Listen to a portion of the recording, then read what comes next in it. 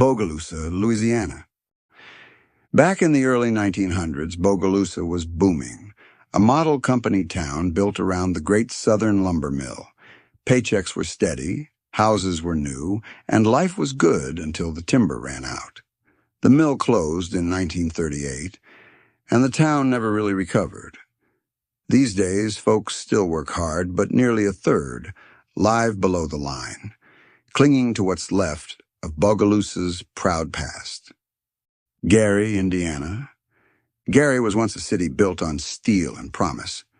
U.S. Steel gave thousands of families a middle-class life, and the town thrived with music, culture, and pride. But when the mills slowed, everything else did too. Stores closed, jobs vanished, and people left by the thousands. What was once the city of the century became a hard reminder of how fast fortunes can fade. Youngstown, Ohio. There was a time when Youngstown's steel mills lit the night sky and the paychecks kept rolling in. Families bought homes, sent kids to college, and believed the good days would last forever.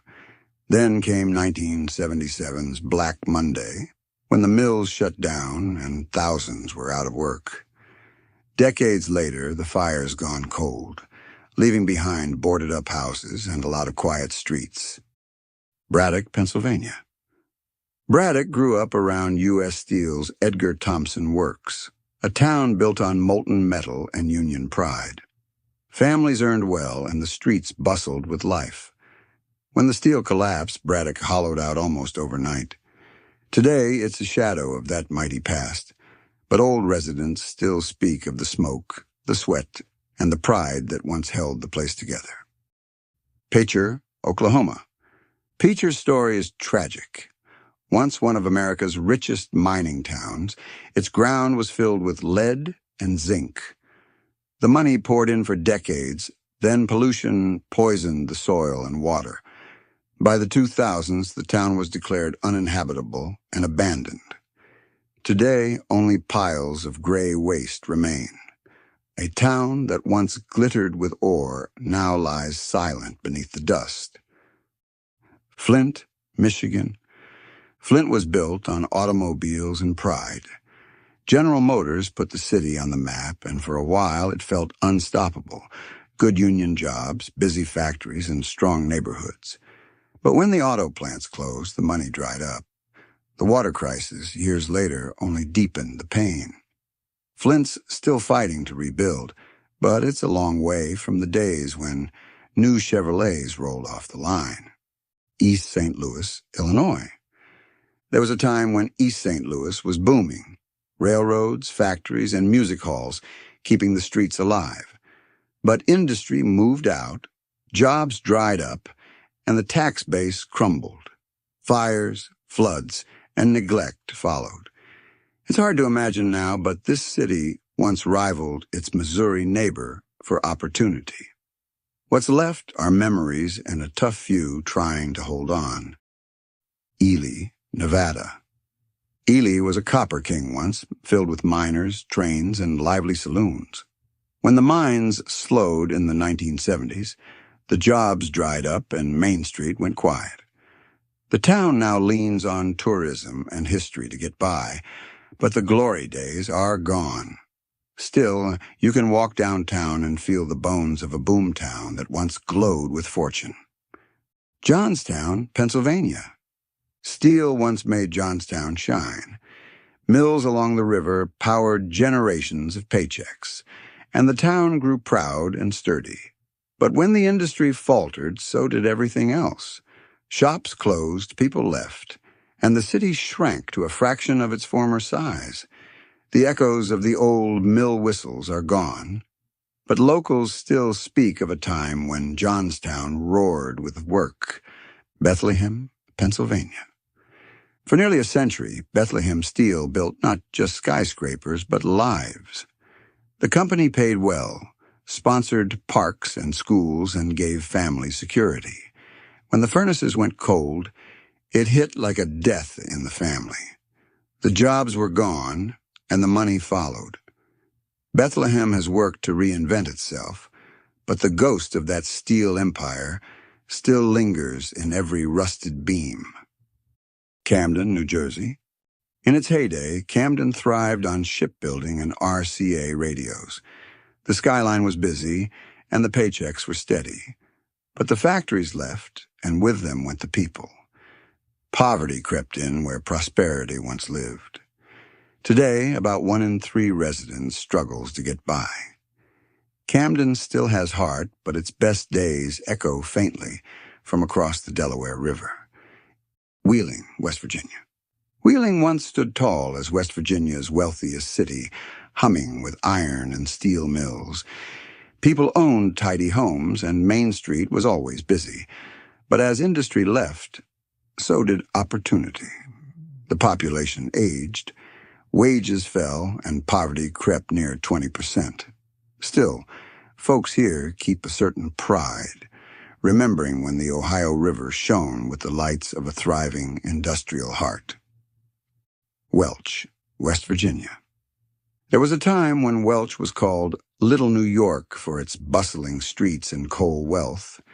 Banks, hotels, and movie houses filled downtown. But when the coal industry collapsed, McDowell County fell with it. Today, the money's gone, the buildings are empty, and poverty runs among the worst in the nation. The mines are silent, but the people remember when they roared.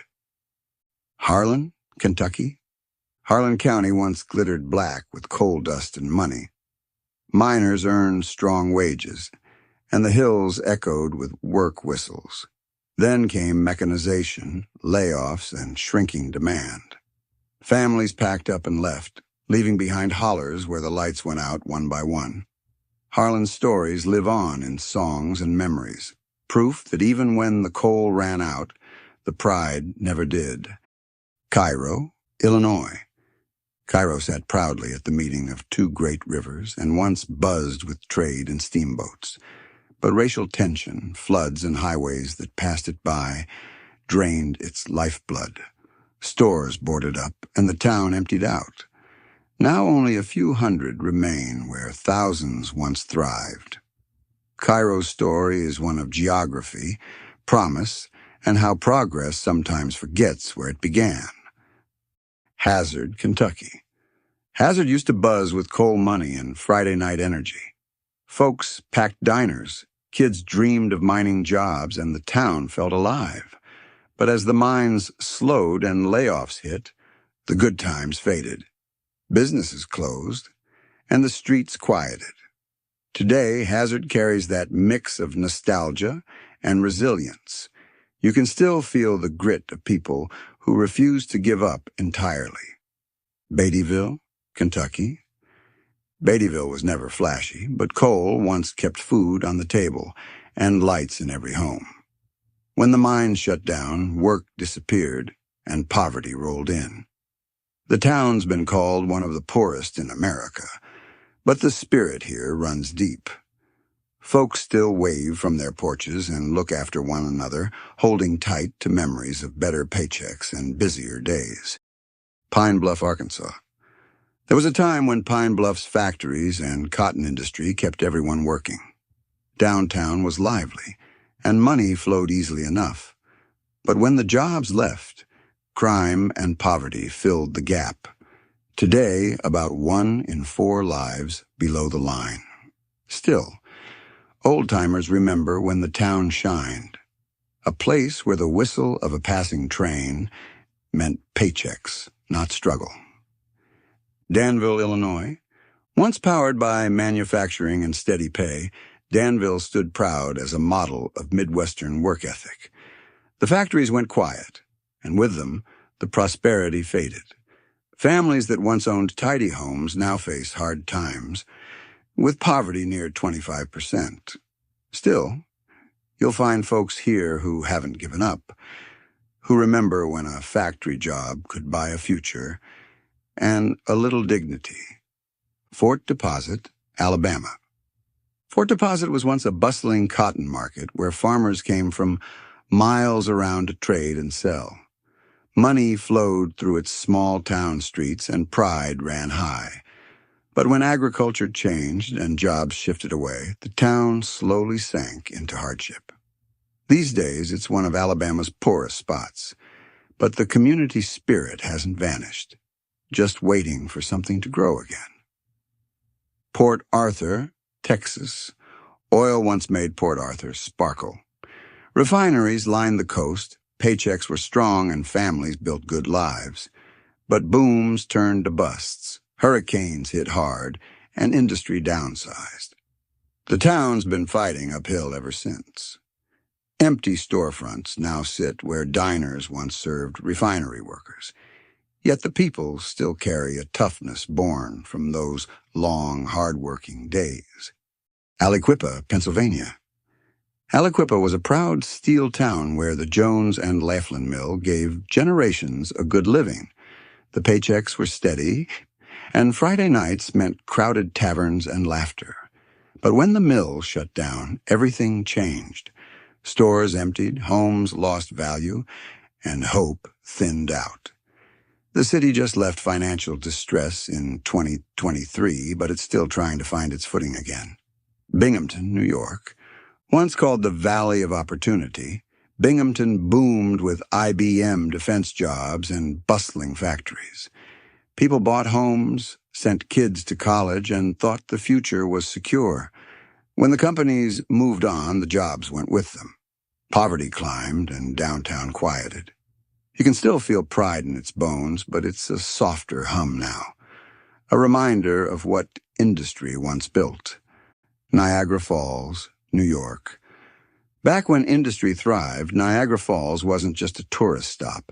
It was rich with power, chemicals, and promise.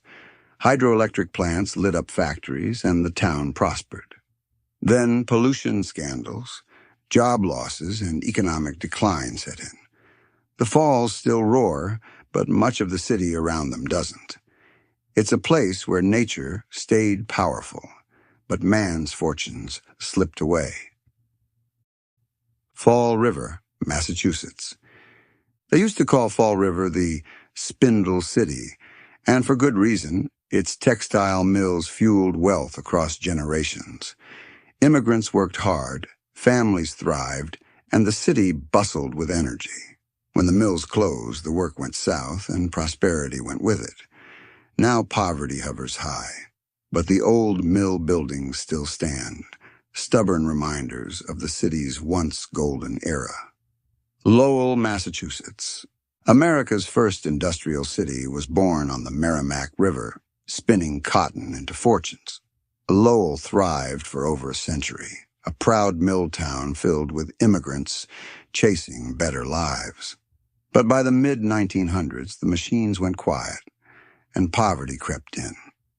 Efforts to revive downtown brought some spark back, yet Lowell still carries the echo of those roaring factory floors. Bridgeport, Connecticut. Bridgeport once shone as an industrial powerhouse. Machine tools, arms, and factories that kept America humming. Good wages built nice homes, and the city was proud. But when manufacturing moved away, so did prosperity. Poverty now sits near 20%, and many of those proud factories sit silent. Bridgeport keeps trying to reinvent itself, but its glory days live mostly in memory. Beckley, West Virginia. Coal made Beckley rich and busy. Miners filled the diners, and paychecks kept small businesses alive. As the mines slowed, so did the rhythm of the town. Today, poverty hovers near 27%, and the population's growing older. The energy that once came from deep underground is dimmed, replaced by quiet streets, and the lingering hope that something new might take root. Clarksburg, West Virginia. Clarksburg's skyline once glittered with promise from oil, glass, and gas. Workers earned strong wages, and the city pulsed with business. Then factories closed, jobs left, and the shine faded. Poverty climbed to over 20%, and downtown grew quiet.